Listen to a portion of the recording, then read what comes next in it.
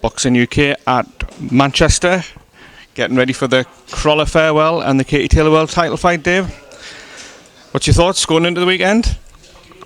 It's a big weekend, isn't it? It's an emotional weekend, isn't it? We Crolla retiring. I remember seeing him right at the beginning. I don't know if it's about 6-7 fights, something like that. I had Daniel Thorpe fight him, and followed him ever since, as you do, and watched him progress and seen him at domestic level, and then you've seen what he's done after his heroic stuff, getting smashed on head with a concrete block when we thought he was finished, and there was no way back from that. Seeing his career after that is just unbelievable. It's remarkable. So it's going to be sad to see him go, but it's the right time because he wants to go and he thinks it's the right time. So he's doing the right thing. Yeah, he said it's on his terms that he gets more out of boxing before it takes out of him. You've probably been asked all the usual questions about it, Dave, so we'll try and think of something different. Have you ever had a fighter where you've thought, yeah, it's about the right time for you to come out now? Yeah, I've done it. I did it with Curtis Woodhouse. I've done it with Tony Bellew. I've said it to to a couple others. So yeah, I have, and it's a big thing for them because it's what they've been doing all their life basically. So it's hard, and they've got to have a good support network, a good family, which Crolla has, and they've got to be driven with something else. They've got to set goals for boxing away from, for life away from boxing, which again. And as he's talking about the work he does with the kids in the gym, in the amateurs, and also he looks after I think 1 or 2 pros. So yeah, I think life's bright after boxing for Anthony Crolla. Obviously, Tony Bellew will be the biggest name. Did you know going into the Usyk fight that was it regardless? And that's one. We prepared that everything that was because he'd retired. He was done after the Hay fight, and it was Usyk calling him out that brought him back, but he was done. So yeah, we everything. You kind of like. Do you know when they say, Dave, it's just the same as any other fight, and that's how they prepare? Is it really? No, it's not. It's not. Not if you're an emotional sort of person, and it weren't, because you kind of like make a mental note. That's my last ever sparring session. That's my last ever public workout. That's my last press conference. There's always these last. The ring walk was a hard one. And what's the temptation to come back after it's all done? Because I'm assuming Crolla would probably go through that at some point. I think all fighters do. Has Tony? Yeah, but But ultimately, you're always tempted. But ultimately, you should, and depending on the people around you, you always resist that temptation. We get tempted by everything. Listen, you see a chocolate bar there, you want to get it, you're tempted, but it's up to you whether you get it or not. Do you know what I mean? Yeah. You've got a fighter on the bill. Do you want to talk to us about that one, Dave? Yep, Hopey Price. His real name's Ivan, so his nickname is Drago. 6 foot monster he is at super bantamweight. Very good fighter, very good boxer. Slick, southpaw, 6 foot super bantamweight, as I said. Junior Olympic champion, world silver, 2 gold medalists, 2 European gold medalists, 7 national titles. Won everything as an amateur. He's 19 years old, so I'm going to take my time with him. He's got to settle into the pro game. Little things like this. He's great. He's got great personality. He's got great banter. Stuck him out at a press conference and he shit it. He was a bit shy. Yeah, he went shy, went red, everything. But he's got to get used to that. It's all new to him. Fish out of water at the moment. So it's going to take him a few fights to get into his stride. I know it's very early days to make predictions, but how far can the kid go, Dave? Look at what he did as an amateur. He's got the talent. He didn't do that based on strength and power. Based that on brains and boxing skill. So he's got a good foundation. It's all about becoming seasoning, adding seasoning, and learning how to be a professional. While we're talking about your fighters, Mr. Fowler was ringside at our neck of the woods a couple of weeks ago. He's got, is it Henry Scarf? Not a name that a lot of. No, but everybody in boxing has come up to me and said, "Tough fight that." It is a tough fight. He's got to have real fights, hasn't he? Stylistically, it's not the best style for him. Long, gangly, awkward, rangy guy. But he has to overcome these things. If he wants the big fights after him, if he wants the Fitzgerald fights, the Cheeseman fights, if he wants that, he's got to beat Scarf. He's got to prove that he's top domestic level.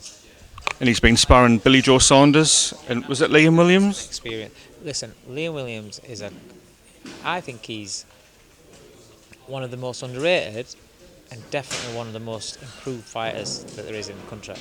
I think. Just for the camera.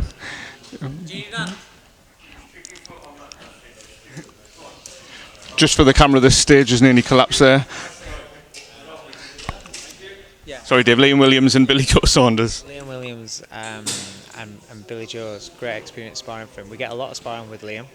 We've managed to get some rounds with Billy Joe Saunders, which is a great education for Fowler. And it was a good spar. He did well. Did really well. But Billy Joe's just supremely talented and shows you different things that other fighters just aren't capable of doing. Dave, what do you make of Billy Joe being on the undercard of KSI and Logan Paul? Billy Joe's really happy about it. So if he's really happy about it, then I don't think anyone else should have a problem about it. It's a date that wouldn't be there if they weren't on it. He'll be boxing in a packed arena in America with potentially millions of people watching him, because millions of people will be watching KSI. Whatever time Billy's on, I don't know, and how many are watching it, waiting for KSI to come on. But he's going to get paid really well for it, and he's happy about it. So I don't get what the problem is. What do you make of the actual fight of the YouTubers? I'll watch it because I'm like everybody else. You just want to watch it. It's just like, let's have a look at it. It's a couple of kids that are white collar fighters that turn pro. I've had that. I've had white collar fighters after one fight come to me and say, "What deal are you going to give me?" What? I don't give them a deal. But that's in essence what they've done. They've had one white collar fight, turn professional. But because they've got such a following, they're at the top of their bill.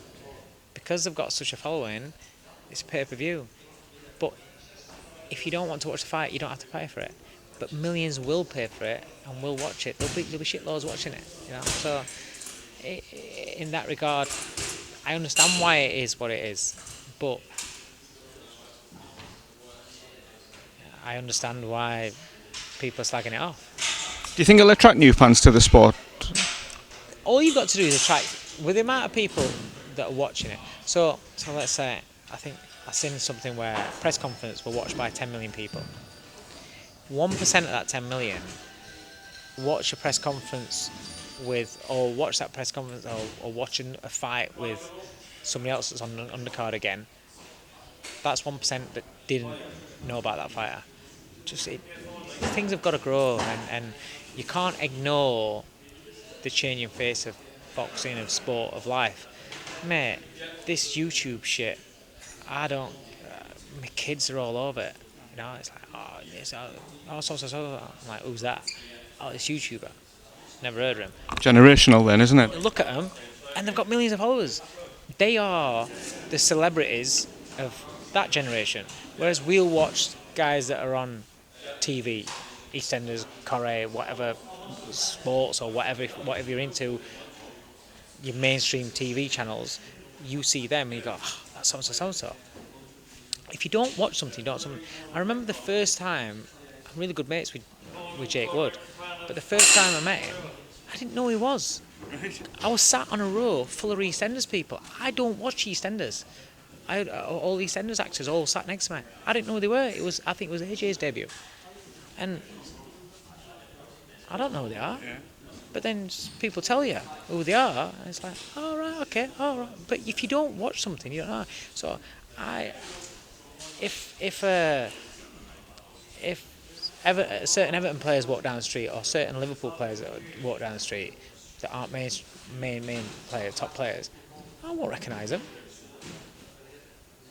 But everybody in Liverpool knows who they are. And it's like this with this. The kids know the YouTubers, but then you ask the kids about somebody that we'd watch, and they're like, "Oh, don't know him."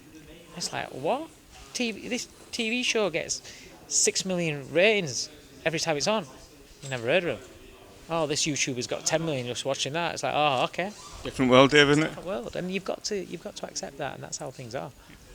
Just on the football, you don't know the Carling Cup, Carabao Cup draw, do you? Yeah, off the top of my head now, but I know United are playing Who have you got? Colchester. All right. Just I'm an Everton fan. I haven't gotten the draw. Oh, I did know. Forgot. As long as it's not that lot from over the park. No. That's all right then. Right, moving on. The last 2 weeks has seen some cracking fights. We had Davies Jr. Ritson at our neck of the woods, and then Taylor Prograis at the O2. What did you make of both of those? I just thought they were brilliant. Just as a fan, I went as a fan to both of them. I didn't have anybody on either show. Went as a fan, absolutely loved it. Had 2 great nights. Really enjoyed myself. I love the sport, and I love the fact that I have a night off and I go to watch some fights, and they deliver just brilliant entertainment. So yeah, just you watched Ritson and Robbie Davies Jr. and just put it all online, and it just wow. That was a great fight for very different reasons to the Taylor fight, wasn't it? Yeah, and the Taylor Prograis had everything. That was skills. That was ebbs and flows. That was toughness, defence, aggression. Had everything. It was brilliant. The right man win? Yeah, because the judges scored it as right man. It's one of those fights where if you say you think one man won by a round or two, that means it could have gone the other way around, because it's that close a fight. Yeah, it wasn't just black and white. Each round was competitive and hard fought. So some fight, I might miss some punches that you saw. You might miss some punches that I saw. That's how it can be. And when you go up there as a fan, like I did, I'm not going up there scoring. I'm going up there. Your opinion? What do you think? I think he won that round. But I'm enjoying the fight. You were sitting right in front of us, feet up, loving it. I'm absorbed by the fight. I enjoyed it. I thought it was brilliant. And the heavyweight fight, Chisora and Price. I didn't enjoy that so much because it's 2 guys that I've worked with and 2 guys that I like and get on with and are friends of mine. But Derek did what Derek set out to do, which was outlast Price. No matter what Price he did, it was hell bent on outlasting him, and that's what he did. And I'm glad that Joe McNally threw in the towel, because it stopped me from seeing something that I didn't want to see.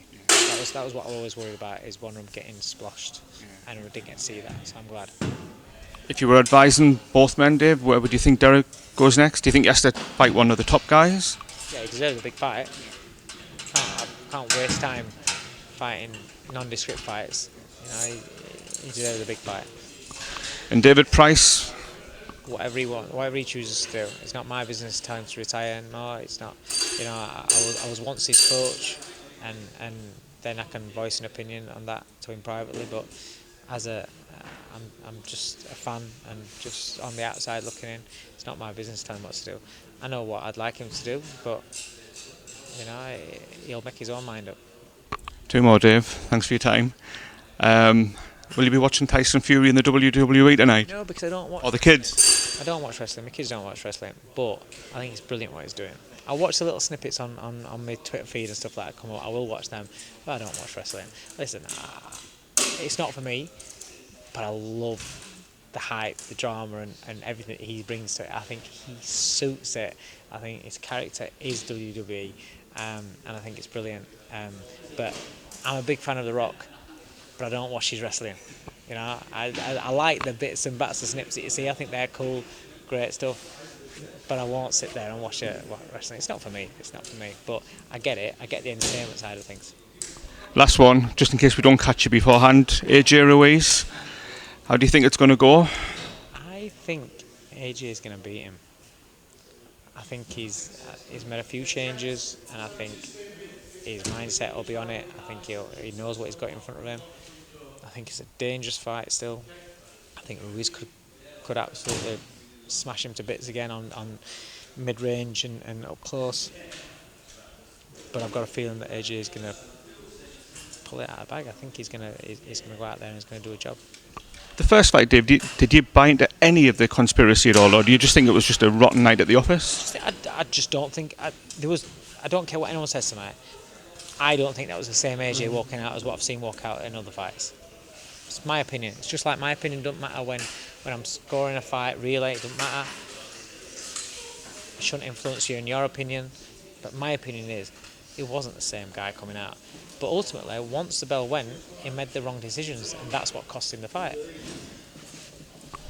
Dave Coldwell, thank you very much for your time. Cheers.